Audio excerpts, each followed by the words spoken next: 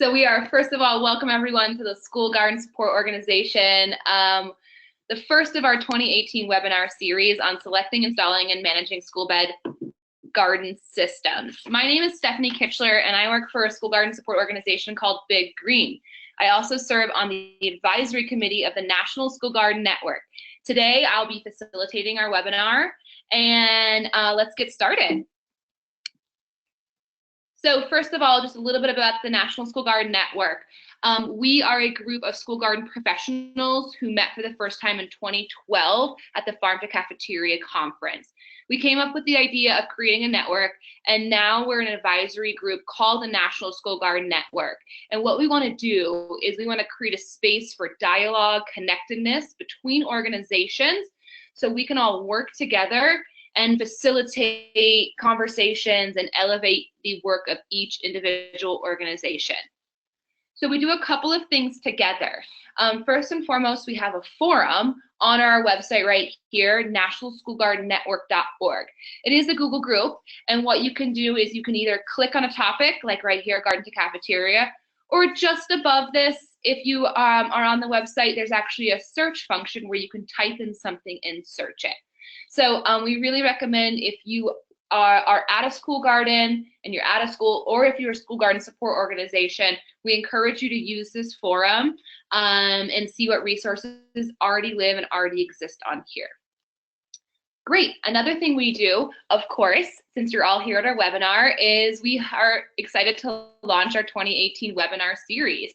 So today we have our first webinar. We'll also be having webinars in March, May, September, and November. You guys will all be getting emails about these webinars as they come up. You can also look for them on our website, nationalschoolgardennetwork.org, where we'll have registration links and archives of all of our past webinars. So the third thing we do as a National School Garden Network is we host gatherings. And so the 9th annual National Farm to Cafeteria Conference is coming up, and we are so excited. This is hosted by the National Farm to School Network, and as of yesterday, early bird registration is open. So on April 26th in Cincinnati, we will be gathering. Nathan Larson, who is an advisory member on the National School Garden Network, is organizing this. And so we're really excited and we're thankful to come together and talk and communicate at this wonderful national event. Perfect. So with no further ado, I want to jump into today's agenda, and we'll also be hearing a little bit about who's on today's webinar. So we have Tristana Perkle. She's with WholeKid Foundation, and she's going to quickly show us and give us a look at who's on today's webinar. Tristana? Hi, everyone. Can you hear me? Okay, I think you can. I'm assuming you can hear me. Okay, great. Yes, I'm with WholeKid Foundation. If you haven't checked out our opportunities for school garden support, grants, and resources, please do visit our website. We're really excited to be helping to host these webinar series, so glad you all could join us. So who's registered? We had about 275 people register, which is super exciting, from the US and Canada, 41 states and 2 provinces. Together we support about 7,000 school gardens. We come from all different types of organizations, but as you can see, the majority of us are nonprofits, as well as school or district entities are kind of the second group of organizations. We've also got school food service, philanthropic organizations, college, university cooperative extensions, government organizations, coalitions, and then a small group of others. So a really fun group of people here today. We're excited to show you what we've got. Awesome. Thanks, Tristana. We really do have a great network of professionals here today, and thank you all for being here and tuning in today with all of us. So in just a moment, I'm going to pass the mic over to our webinar host for the day, Sarah Pounders from KidsGardening, who's going to give an overview of kind of our first agenda item, Common School Garden Bed Systems. We have 3 really great case studies on deck for today, and so we will be hearing from those case studies. And so what I encourage everyone to do, and I see some of you have already found this function, on your dashboard for the webinar, if you have a question, please type it into the question box right there. Myself and Tristana will be able to monitor those questions. At the end of today, we will be going through a couple of the top questions that came in or maybe reoccurring questions. And then our presenters will have a chance to answer those. We'll have a record of all your questions, whether we can answer them or not live. We'll see.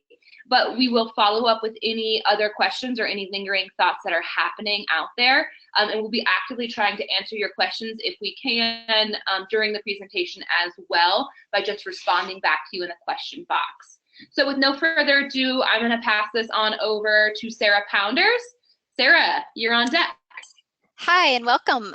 The topic for today, selecting, installing, and managing school garden bed systems. I'm excited to bring it to you today. I had suggested this topic mainly because I wanted to hear more about it for our own work. I work with KidsGardening, a nonprofit that many of you may have heard of. We were formerly part of the National Gardening Association, but we're now our own nonprofit. And also today we have Brandi Keller from Texas A&M University AgriLife Extension, Adam Zmick from Gardeneers, Tim Villard and Darin from Big Green. And so we'll just get started. Before we wanted to kick it off with a poll very quickly and kind of get an idea of what kind of garden bed systems are you currently using with your school garden program.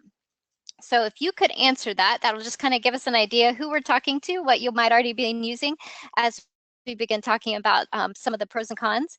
The selections are InGround beds, raised beds, containers, a combination of all of them. And I guess I should say primarily each of those, or select if, for instance, you're using hydroponic gardening, or if you have maybe grow lights, would probably fall into the other category. So I think that we are getting some responses on that one to see.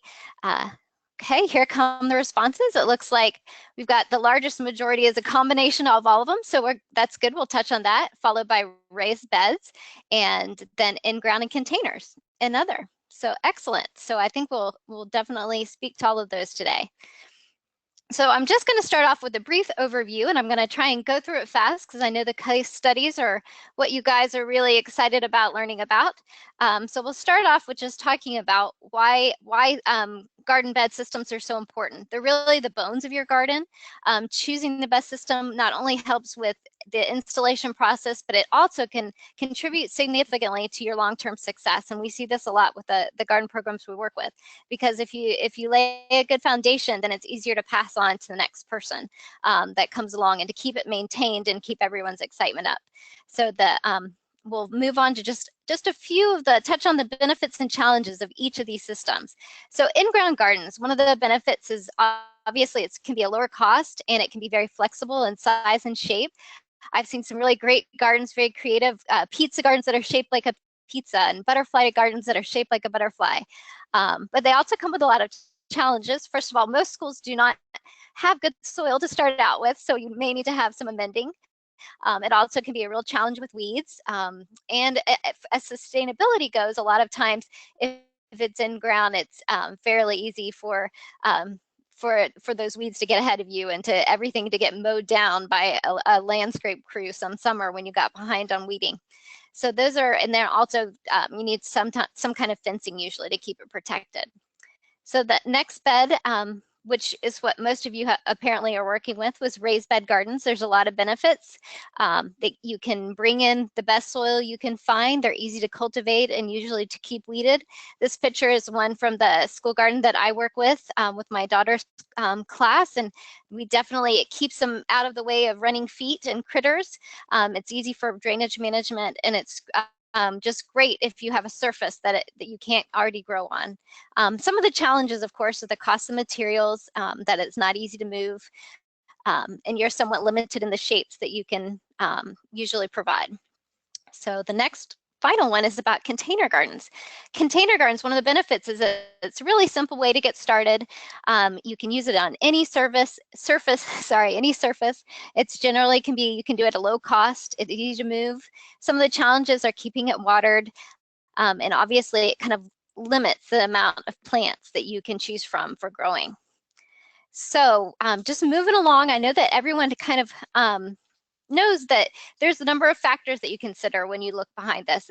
What we're going to present today, there's no one perfect bed system. There's no one perfect raised bed it's based on your site and who's going to be gardening, the cost the price of what you have available, the ease of installation. Obviously, your maintenance is very important to consider, and irrigation considerations is a huge thing for sustainability and how long they'll last. So we'll just kind of all of these factors kind of multiply, because a lot of the folks that are on the call today are with school garden support organizations. And so you are addressing all of these things for so many different schools. So you have really two options. You can either choose to do a standardized system with all the schools you work with, or you can choose to do a unique bed system with each school, where you go in and you try and pick what works best for the school. So we'll look at next some of the pros and cons of each, and then the case studies are going to provide you with some examples of both. So we have two examples of standardized bed systems, where the benefit can be, if you have a standardized system, it's easy to explain your program to different stakeholders in schools. You obviously have the benefit of buying in bulk, which can save you money, and you can simplify your training and installation and maintenance. It also comes with some challenges, because you have to find a system that will work with diverse schools and populations and programs. And you also want to make sure that you're maintaining the school's sense of ownership, because even though we talk about not wanting to reinvent the wheel, inventing your own wheel can be very exciting. So we want to make sure everyone still is motivated as you're using your bed systems. So unique bed systems, some of the benefits is you might have a more flexible use of your space. You can really adapt with different budgets and use what's available. There's the excitement of the planning process as everybody's looking at doing something new. And then the challenges may be that maintenance will vary, and you may need to do some different training. And also you may have to source all of your supplies, not only the supplies to install the systems, but also the supplies to build, depending on what you're using. So we're going to jump right into the case studies. We're going to have two case studies from folks who use standardized systems, and one from who's going to give us an example of using a unique bed systems with each school. So we're going to start with Brandi Keller, and we'll hand it over to you, Brandi. Hi, I'm Brandi Keller. I'm with the Harris County AgriLife Extension, and I'm the Master Gardener Program Coordinator. So I work between the Extension with the Master Gardeners, who are volunteers for the Extension. I'm going to be talking about the cylinder gardening program today. The history is that it started in 1986. It was started by the Harris County Master Gardeners, Texas A&M AgriLife Extension, and the Men's Garden Club of Houston. The need arose to demonstrate that small, successful gardens can be grown without the maintenance of a full garden. Right now, Harris County has 4.5 million people, so that population is very diverse. And the properties are diverse. Some people have very, very little space to actually plant gardens. The mission is to provide teachers with tools to instruct children how to grow vegetables from seed to harvest in one semester. And that's really important, because it allows those children that entire plant life cycle. So it's teaching them different aspects of science, the environment. And one of the best rewards that I've heard is just seeing that pride of the children growing the plants from seed all the way to the food that they're going to eat.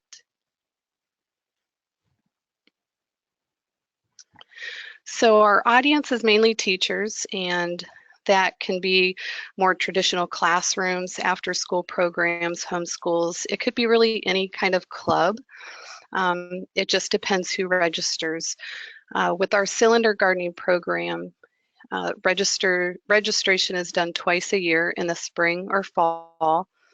And with that, we supply the seeds, the fertilizer, cylinders, and instructions. So between the registration and when we close registration, there's about 3 weeks to get all that together, and then we'll either mail the supplies if it's just seeds, or we provide a pickup for the cylinders. One of the other programs that the Extension works with is the JMG LGEG program. So the cylinder gardening program can be used as a standalone, or it can be integrated in with the Learn, Grow, Eat, Go program. And that is a little bit different because it actually has curriculum. It can it teaches youth where the food comes from. It provides new food exposure. Some of these children haven't even seen a radish. I've talked to one that never even saw an onion. So it supports increasing the consumption of fresh produce. Our bed system obviously is mainly containers. The cylinders are really a hybrid between a container and a raised bed, but you can use any kind of cylinder pots for small spaces, patios, even people who rent that don't have the ability to put in a large garden. The materials we provide are now the materials are provided between the extension and the master gardeners. There's a lot of donation that goes on here. The seeds and the fertilizer, and then we use 4 or 5 gallon buckets.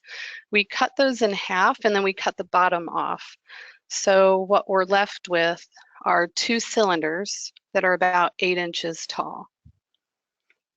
And then the schools are responsible for the potting soil. The potting soil is the main one. It is optional if they want to provide cover in the fall to protect from the heat or winds in the spring. And then, of course, there might be mulch involved.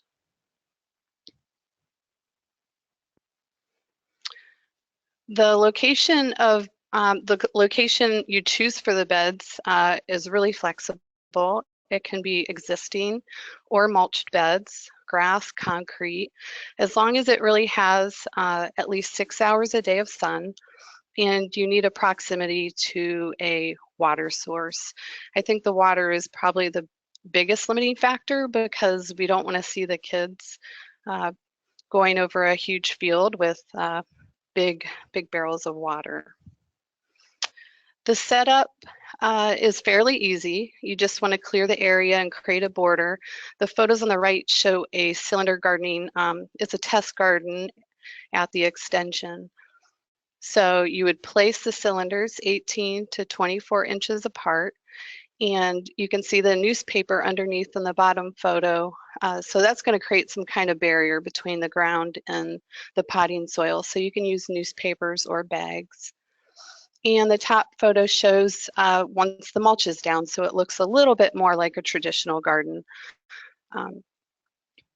So the planting is going to involve adding the soil, the fertilizer, the seeds. And there's a graphic a little bit later on that'll show you the napkin. So the student involvement is they would glue the seeds onto a napkin. And that really depends on what type of plant it is. With how many seeds go on that napkin. For example, a tomato may get glued right in smack dab in the center of a napkin and there's only 1 seed. And radishes, there will be about a total of 9. So once those are dried, they plant the napkin, add the soil, water, and then I think labeling is a cool part because then there'd be a little bit of creativity.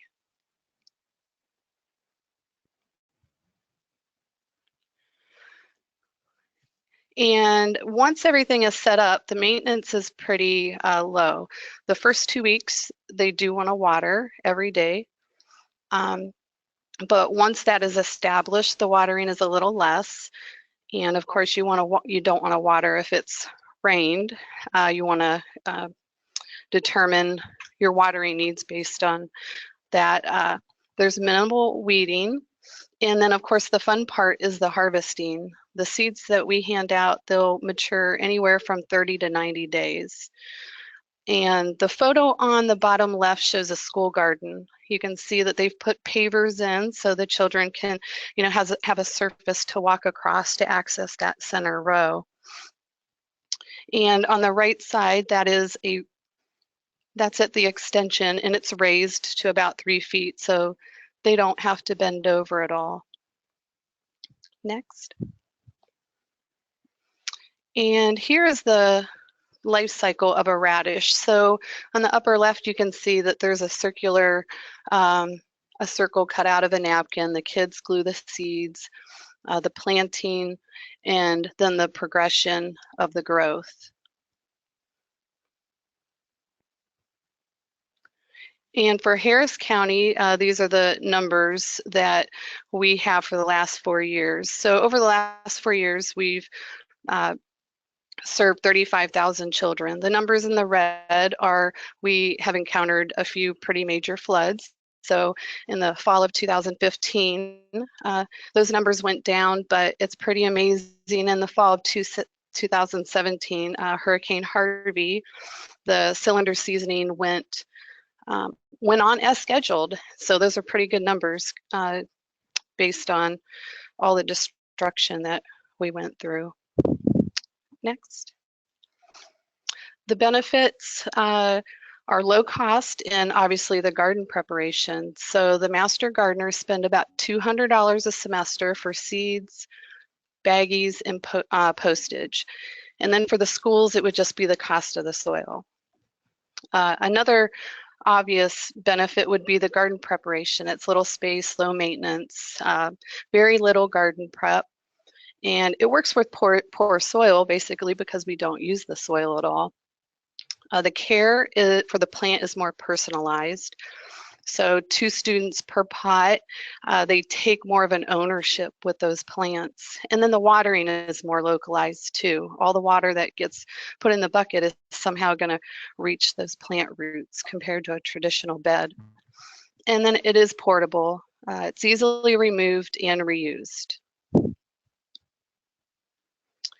And I think this is the last slide. So the challenges would be for the schools, that's teacher commitment. For example, when, if there's spring break, are the teachers planning on watering while they're gone? And even though it is low maintenance, that is another challenge for some of the schools, is just doing the basic maintenance. For the Harris County Master Gardener, we have a challenge finding and keeping mentors. Right now, we do not have a mentor program, but they were assigned to teachers if they had questions or problems with their gardens. And then also the other challenge is that we don't have a way to gather information on the success of all the schools' gardens. So that is all I have. Thank you, and I'm going to pass it off to Adam. Hey, thank you, everybody. And just as a kind of foreknote, I do have the flu over here, so please bear with me. But yeah, my name is Adam Zmick. I'm one of the co-founders of Gardeneers. We are a 4-year-old nonprofit based in Chicago, and we do school garden support, school garden programming. We work with 24 schools across the city of Chicago, and we will work with 1,800 students this year. How it works is that we have a team of 2 garden educators that go to the school on a weekly basis. We bring kids out into the garden where we do lessons on nutrition, community, and nature with them. So we teach students about how to eat healthy. I know Brandi spoke a little bit about, some of the students hadn't seen or didn't know what a lot of fresh produce looked like. So, and there's a lot of research showing that by growing it themselves, students are more likely to try it and continue eating it throughout the rest of their life. We do. And we also have the students learn about, go back please, issues that are facing the environment and what they can do about it on a local level, and also things like social emotional skills and community building. So each school is very different looking. We don't have like kind of standardized plan for any of the schools. A lot of the schools that we were invited to work with actually had a garden space existing before we went there, and so we just kind of revitalized and bring it back to life.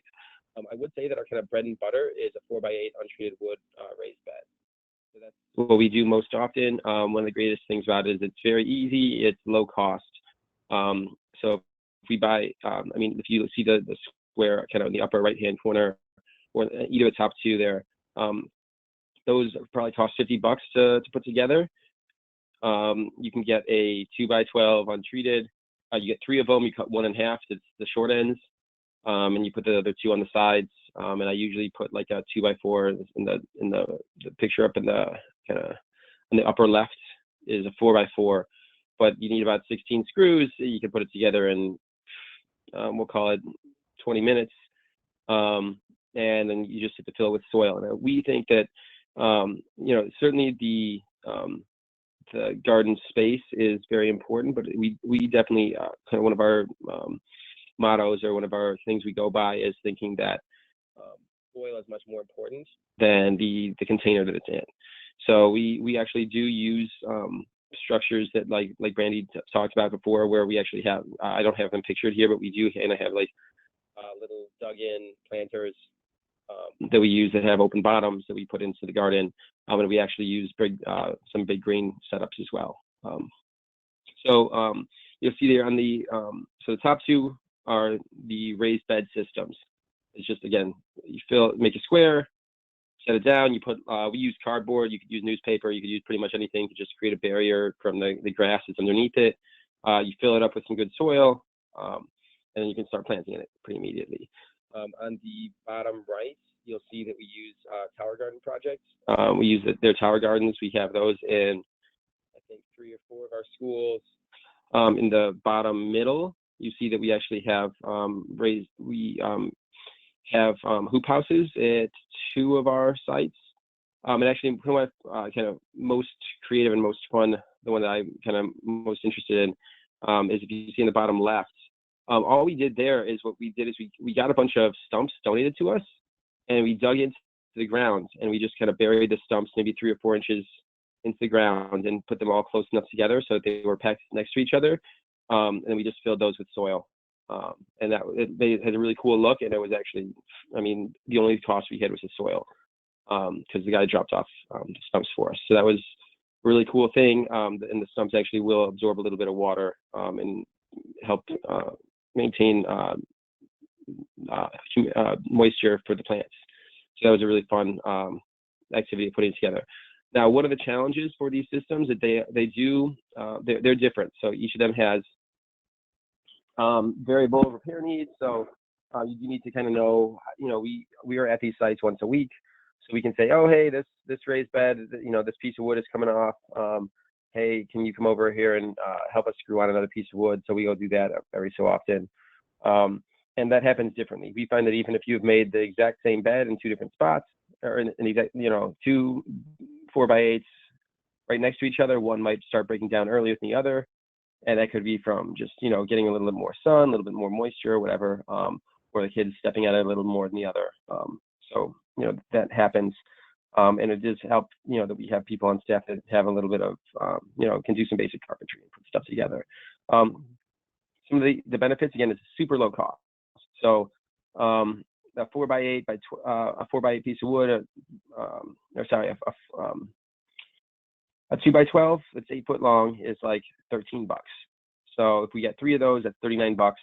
And then we buy our soil in bulk, or our soil and compost in bulk, so we can get that for about $10 also, because it ends up being about a yard. 4x8 by 1 is about 24 cubic feet, and a cubic yard of soil is 27 cubic feet. So it's a little bit less than a cubic yard. So I mean, we also use natural or organic fertilizers like worm castings, so that'll end up being, but we also get a good deal on that. So we get those, like a bag of that for like $3. And that's very helpful for, again, we say that the soil is so much more important than the container that it's in. As Brandi said before, that the raised beds have less weeds than just in-ground beds, and they're easier to keep watered because they do have the connection to the roots can get kind of into the water table, so they're able to get the water if you haven't watered it over the summer, as would happen in the container garden. The other great thing is it's easy to expand. So we've had schools that, hey, they started with a smaller garden, and then we've expanded there, and they want to bring more students out there and get more of the school involved. And in order to do that, we need more space. So it's easy to make new ones. If the space fits it, you just screw together a few more of those. We have a little community day where everyone comes out and puts them together. And it's very easy to add those things. And if we can move to the next slide. Oh, I think that's it. So I'll hand this off to Darin and Tim.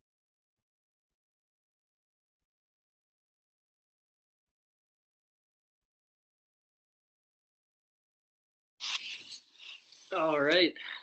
Thanks everyone for tuning in. My name's Tim speaking right now, and Darin and I will be sharing about working with standardized garden systems on a large scale.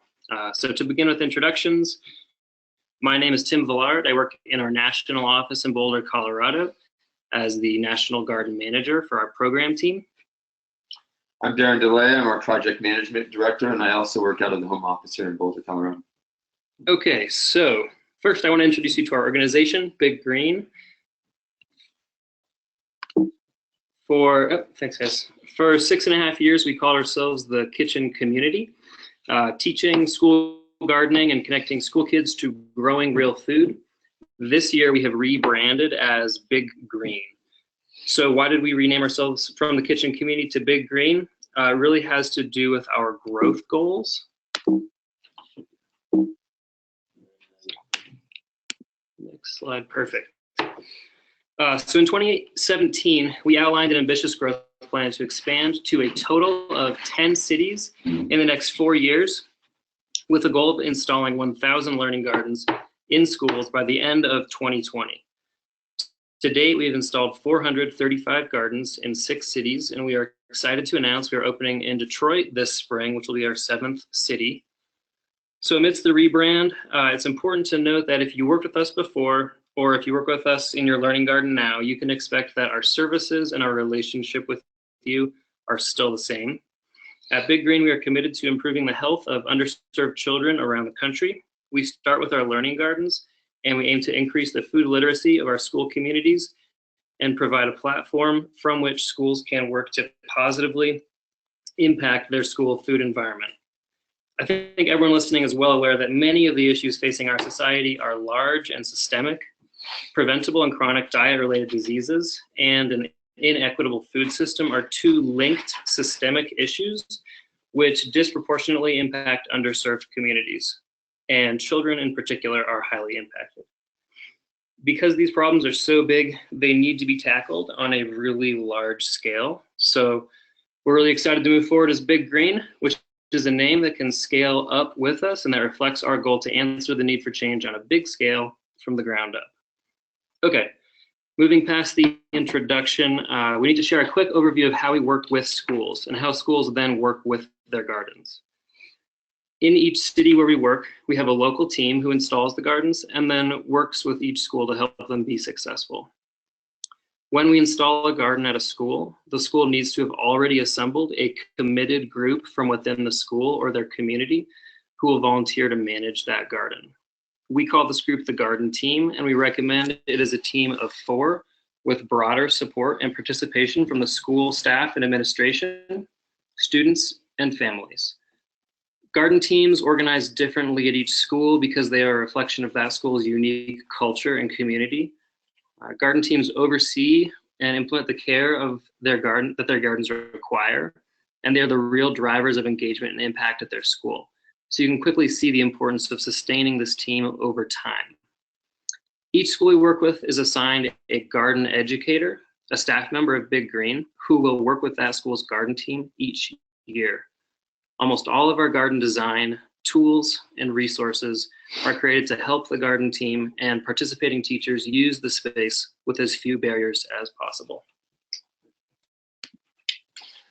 Thanks, Tim.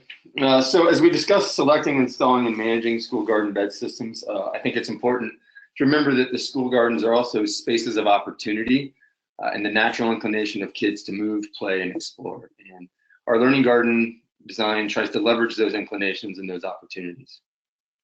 Our beds are made using a high-density polyethylene and a linear low-density polyethylene product through a process called rotational molding. Our beds are rotationally molded in Los Angeles, California. In that process, pellets are poured into a steel mold, placed into an oven, spun, and then before being cooled, creating our final bed product. The pellets are a food-grade plastic that don't leach and are FDA approved.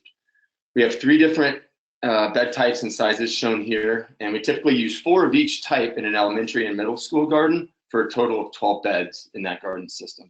In our high school garden, in our high school learning gardens, we use 16 of our C beds, the largest bed. The high school design allows for food production at a larger scale within our Real Food Lab program. as well as incorporates an area designated as a classroom environment. The curved beds are designed to accommodate load capacity of the outward force of soil pushing against the bed. The beds are designed to withhold a load of 50 pounds per square inch. The beds are also designed to allow for water to drain through the bottom to help with preventing gardening issues such as root rot. The beds have a warranty and are expected to have a life cycle of 25 plus years. We talk a little bit about our process. Applications are received through an online application and then are reviewed by our project and program managers within each region where the application resonated. A thorough site analysis is given to each school that applies to vet the requested location or determine some appropriate alternatives that may be better suited when thinking about factors such as sunlight, a viable water source, student and staff circulation and access, exposure to the various elements. Once we agree on that location, we complete a site review and sign off and award the school a learning garden. That's a key designation there, is that we award them the garden. After we agree upon the location, our project managers are able then to design within that space and develop the actual scope of the garden. We review and design each learning garden with the principal, the school gardens team, the garden team lead, and the district facilities and operations department at our kickoff meeting. At that meeting, we sign off on what's called a learning garden agreement, which essentially coordinates what the final design will look like, the scope of work, the schedule of construction, and when our kickoff day is, which occurs with the students for installation of the soil, seeds, and seedlings, building on the sense of ownership for their garden. Our program team continues that support to support the schools and their garden teams, and our project management team supports schools and districts for an ongoing maintenance needs and products that may occur. Talk a little bit about this design. By the way, just as a note, all the photos that you see are associated with that particular design shown on this page. So in designing the learning garden, we use core principles of universal design and access to help inform many of our own decisions in the design. The designs are created by our team of project managers who are trained as landscape architects or have background in similar design fields. The modular nature of the beds allow for multiple layouts and design sequences within the footprint of the garden types, being the elementary school, middle school, and high school that I discussed earlier. The form giving of those bed sequences allow for ease of flow and circulation and access throughout the garden. The infrastructure, what we refer to as hardscape, is ADA accessible so that students with disabilities may still access the garden and engage with their peers in the garden. A licensed and district approved contractor builds out the garden infrastructure as well as our product line, which includes the beds. So all of that infrastructure is placed by them, installed by them for the school and the students. Turn that back over to Tim now. Awesome. So I know that Adam mentioned the importance of soils just a minute ago. Soils need annual attention, as we all know. Even though our gardens are really large for containers, we still fill our gardens with potting mixes that are rich in amendments and compost. Growing in a potting mix in a container garden is great for beginner and advanced gardeners for several reasons. Your soil will contain no weeds in your first year, and no weeds will enter your garden by way of horizontal roots, traveling underground, or things like that. It's also really lightweight, easy to work with, and easy for kids to get their hands into. Potting mixes are different than native soils, but when it comes down to it, they're surprisingly similar to work with and teach in. In any container garden, you should expect to add at least the same amount of compost or other soil amendments that you would when growing in the ground, if not, oftentimes a little more. We also find that many of our gardens need soil top-offs every few years because with a soil mix that is primarily organic matter, it will inevitably decompose over time and it needs to be topped off. And watering is our final topic. So to set our schools up for success with watering, we install our gardens as close to a good water source as we can, and we provide and train garden teams on several watering options and tools to use when watering the garden.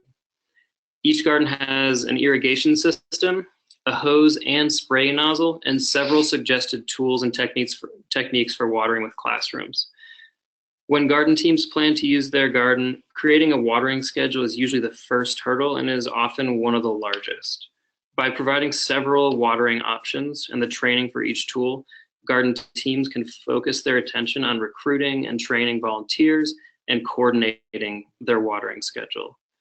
You can find some of the resources we use to help garden teams manage a watering schedule on our website as well. One thing I'll add is that hoses are also notoriously challenging to work with, so we have figured out 2 ways we make working with hoses easier. We set up a system with shorter hoses, as short as we can get them to be. A close water source is key for this. We also attach quick connectors at both ends of every hose. This way, nobody has to deal with hose threading, and the setup and breakdown for watering is really quick. Providing several options for watering is a little costly, but we view it as money well spent. Since watering is the most frequent task in a school garden, it has to be made as easy as possible for everyone. So like Adam and Brandi and Sarah have discussed prior to us, there are lots of similar challenges and benefits, I think, across all of these systems. Going over the benefits, I think the modular nature of our system makes it adaptable to fit on any schoolyard, and there's some portability to the actual product when the beds are empty. They're about 50 pounds each. Filled with soil, that's not the case. So when I talk about portability, it's a little bit different than mobility. Another advantage is the product warranty of the 25+ year life cycle of this product. The product meets universal design ADA codes for a height and reach. I will note that the width of the bed is 30 inches, ADA code is 24 inches across, so we need to provide access on both sides for that to meet that code. Another benefit is a container planting system avoids contact with potentially contaminated soil and surface in some of our regions. Challenges, it's container gardening, for one.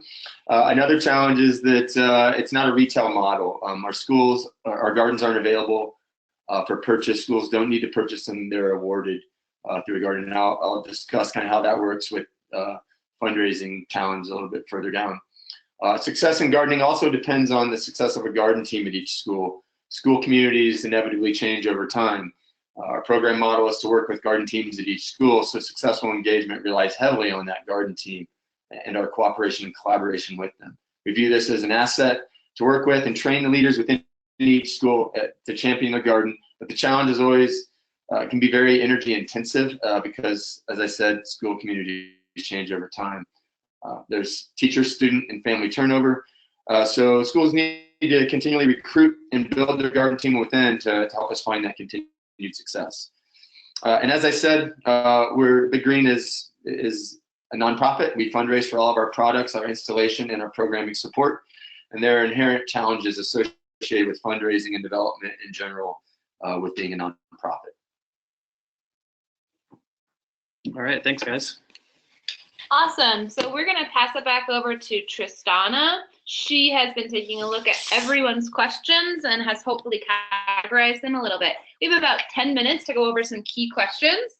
And so with that, Tristana. Hi, everyone. I am going to ask y'all some questions, our panelists some questions. I'm just working to unmute everyone. The first question is for Brandi. Could you kind of share a little bit more information about the cylinders that you plant in? Kind of go over why you use them. You know, is it to reduce weighting? Do you use different sizes depending on plant type? How long do the buckets last, and can they be reused? Kind of an overview of all of the cylinders that you garden in. Yeah, there really is not a variability in the bucket size, mainly because we have thousands of buckets donated, and we've discovered the 4 to 5 gallon buckets provide enough space for the roots with the soil. So we just primarily use those 2 sizes. One of the advantages of the cylinder gardening is the reusability of the buckets. So at the end of the season, you can, lift up the cylinder, spread out the soil, store it for the winter and then reuse it if you'd like. Because it's a really thick, hard bucket, they last for a long time. But again, that's going to depend on whether you leave them out in the elements and what kind of elements you have where you are. But typically they last for years. Was there another question with that? Let's see. I think you got it. Well, and like I see it says something about to reduce weeding. Is that why we use the cylinders? The cylinders are used more. I mean, the weeding is an advantage. It's something that, you know, just kind of works out for us. But the cylinders are used mainly because of flexibility. You know, it doesn't have to be an established bed. You know, with a regular garden, you're going to have to go in and amend the soil, and there's a lot of physical labor when it comes to that sometimes. So this reduces amending soil. You're just going to put the potting soil directly in, so you have 100% control of the soil that those plants are being grown in. And then also flexibility. Maybe some schools don't have as much space. They can put the cylinders right directly on concrete. So it's just really the portability, the flexibility and the ease. Awesome, thank you. Adam, could you speak to the lifespan on the garden beds you use? You know, what kind of wood are you using? How long do they last? So we've been in operation for 4 years now. We've never seen any of the ones that we have built come apart. So I don't know. I've not seen any of the ones, like I said, at least 4 years for everything so far. My guess is it's somewhere around 10 years, or well, probably more than that. Probably more like 10, because none of the ones we've built together are falling apart at all. We have kind of jumped in and taken over. You know, we went to a school where there had been a garden started, you know, 10, 15 years ago, and we've had to go repair theirs. So that we've had to do. But at least, I mean, so far, at least 4 years for sure, without really any kind of signs of wear and tear. My guess is 10. Awesome, thank you. So the folks at the Big Green, what is the approximate cost for the 16-bed high school or the 12-bed primary school? Is there a modular cost, you know, for each of the beds or group of beds? That would be great to hear. Yeah, I'll talk to that a little bit. This is Darin. Again, we don't have a retail model, so one of the major challenges is this is not for sale. What goes into the cost and the value of a garden is all of our product beyond the beds. All of that has a cost of fabrication associated with manufacturing. The contractor is a paid cost that we outsource, as well as our time to provide the programming, the curriculum, the workshop support, and then the design and construction management. So nailing that number down is a part of a larger system, I guess, is the easiest way to sort of answer that.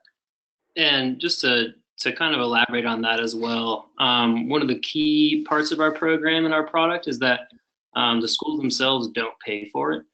So we fundraise separately, but all these products, the installation and the program is installed at no cost to the schools. Great, thank you. So here's a question for all the panelists. There was a challenge mentioned of not measuring of success.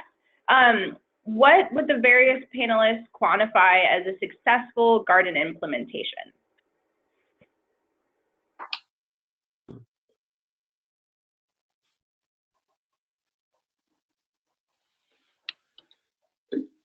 This is Darin from Big Green again.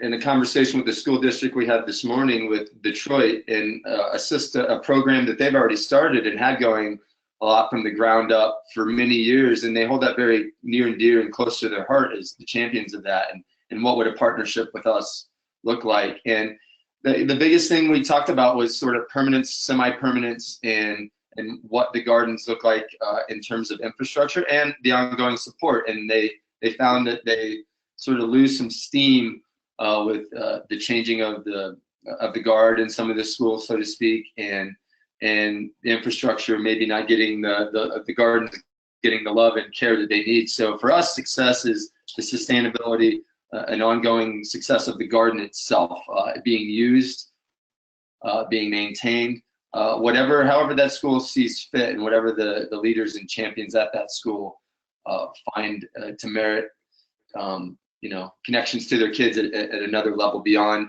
the interior classroom, the chalkboard, the laptop, the notebook. So that's success for us as well, I think. And this Great, is Sarah. thank you. Any of the others? Go ahead, yeah.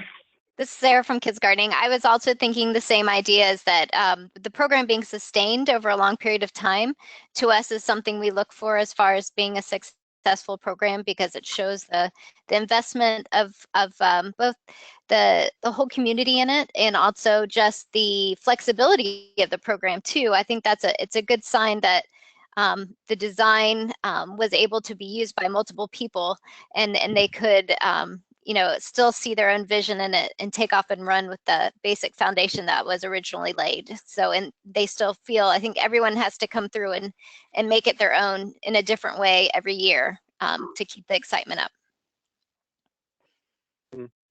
Yeah, at our end, we measure the number of students that participate either every week or every other week. And then we measure also the total pounds of food grown every year, as well as the number of volunteers that participate in the garden at the various events that we host. So those are some of our metrics. We also take metrics of the school leaders to asking them kind of a series of survey questions, asking them, whether they think that how the garden has benefited the school. So we look at those survey results also. Great. Thank you, everyone. Brandi, back to you. Could you explain the glue that you're using in the cylinder garden beds? What kind you're using so that the seeds don't mind, and how is the glue attached? It's really just kind of regular glue, like an Elmer's glue. I think the biggest challenge there is with kids. I've worked with second, third, fourth graders, and it's impossible to get them to use a tiny drop of glue. So that's probably the biggest challenge. But yeah, you just use something like that. Even with the glue, when I first started and I asked about the glue in the seed, evidently there's really no issue with that seed germinating. If it does get a little encapsulated with the glue, it still works. But some seeds are bigger, like a squash seed would, that would be easier to glue, and then broccoli seeds are super tiny, so those might need more supervision. Great, thank you. And could you share a little bit more about the Learn, Grow, Eat, Go curriculum? Is it geared for a particular age group? Are teachers using it, or is it being taught by master gardeners? And is it tied to the raised beds or any particular bed system? So the Learn, Grow, Eat, Go is part of JMG, which is a junior master gardening program. And that is technically under 4-H, where the master gardeners are under horticulture. So we do have master gardeners come in and help out with the LGEG, but the training is actually set up by the agent, the 4-H youth education agent. And there is a training numerous times a year, at least in Harris County around Houston there is, where teachers will get the booklet, they'll go through the curriculum, they'll even learn some recipes to use with the foods that they're growing. The big difference with the LGEG in the cylinder gardening program is the LGEG uses a cylinder gardening program, but it's an entire curriculum. And again, in Harris County at least, I can't speak for other counties, there is support by that agent then. So, there's testing with the kids before and after to test their knowledge. So there's a lot more control in measuring the success, but also helping the teachers along with the process. I can't remember, I'm looking at to see what other question was associated to that. No, I think you got it. Okay. You got it. Yeah, that was awesome. Thank you so much. Well, everyone, I think that's all we have time for in terms of questions. If there were any other questions that didn't get answered, we will follow up afterwards. We do have a copy of them. I do want to point out as well, we forgot to mention at the beginning that in the handout section under the control, on the control panel, there is a copy of the webinar slides if you would like them. But now I'm going to pass it back to Stephanie. Yeah, thanks everyone. Hey, this is Stephanie on behalf of the National School Garden Network again. Thanks to all of our presenters today and for sharing your models, your challenges, your best practices, and what's happening with your school garden support organizations. You guys did a fabulous job. And thank you to everyone who attended today. As like Tristana said, the handout is available. We'll keep the webinar live for just a minute if you need to quickly grab that. In addition, just a reminder that we have our forum here. Please use that. Also, we'll be emailing out a copy of this webinar so you guys can reference it. It will also be archived on the National School Garden Network webpage as well, if in a year or 2 years you want to come back and look at that. So thanks again, everyone, for attending, and have a great rest of your week.